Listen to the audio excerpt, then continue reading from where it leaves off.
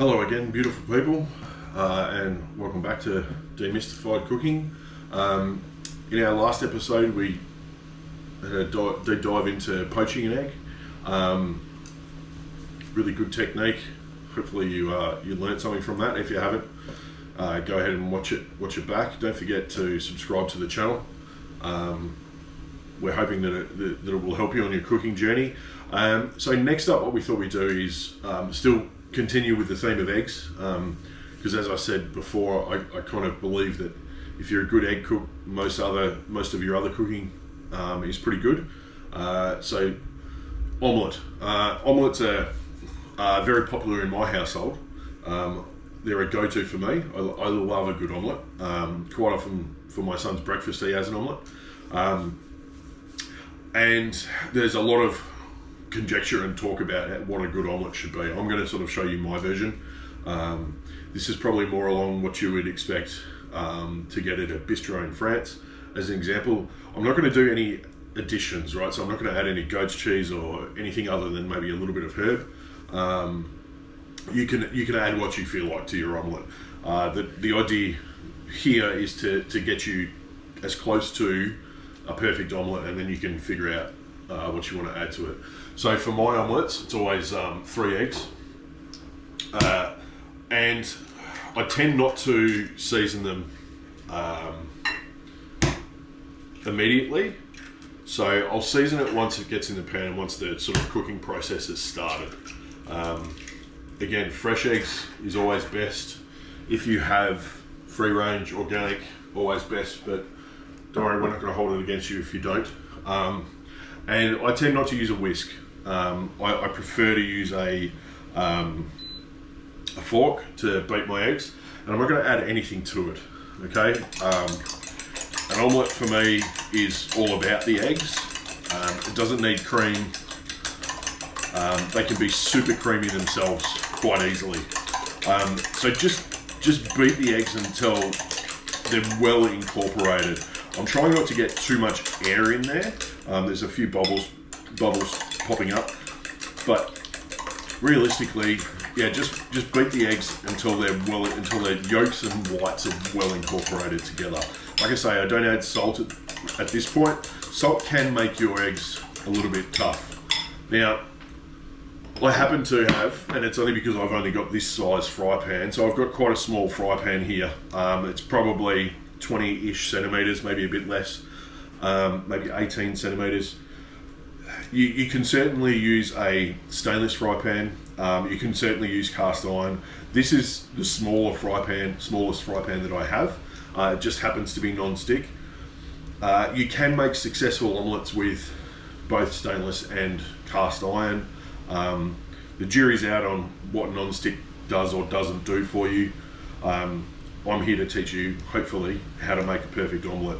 The trick, again, much like it was with the poached eggs, is to ensure that your pan is at temperature. So I'm not going to add butter now, but I will add some butter later. So just a little bit of neutral oil, and I'll squeeze that around the pan a little bit. But I'm not particularly fussed because, as I say, this is a non-stick pan. And my go-to, a lot of people use their fork to shape their omelette. My go-to is this is a heat-proof silicone spatula. What we're trying to do here is we're trying to make curds in the omelette. So effectively, it's going to look like we're going to be sort of doing scrambled eggs. But what we want to do is make lots of little curds and make it really creamy. I've got it on a relatively low heat, and that's probably, I can just hear from that sound, it's probably fractionally hot, but we'll see how we go. We certainly don't want any, we're not looking to get any color on the surface. So keep it on the move. And as you can see, it's kind of looking like scrambled eggs. This is going a bit hard, so I'm going to turn this down. The thing with eggs is if you cook them fast, a lot of the water in them comes out very quickly. So we want to cook them relatively slow. We don't want to do high-speed eggs.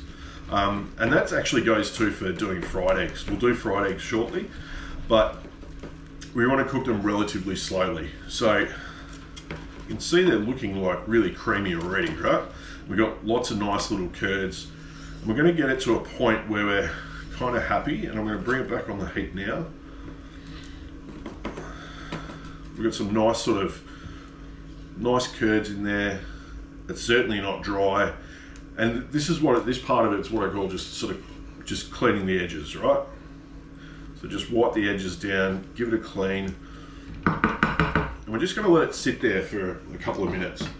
So what we've done is we've created this nice sort of creamy environment or creamy atmosphere, and it's primed, if you like, to have ingredients added to it. All we're doing now is, over a very low heat, is we're just sort of setting the base of the omelette so we can actually shape the omelette. You'll see a lot of French chefs that will do it with a fork. I'm kind of trying to think of what the easiest way for a home cook to do it is. I find the rubber spatula is the easiest way. And at this stage is when, now that I've stopped sort of agitating the eggs, if you like, this is the stage when I'll add salt. If you like pepper, certainly add pepper. Just remember, pepper changes flavour, salt enhances flavour.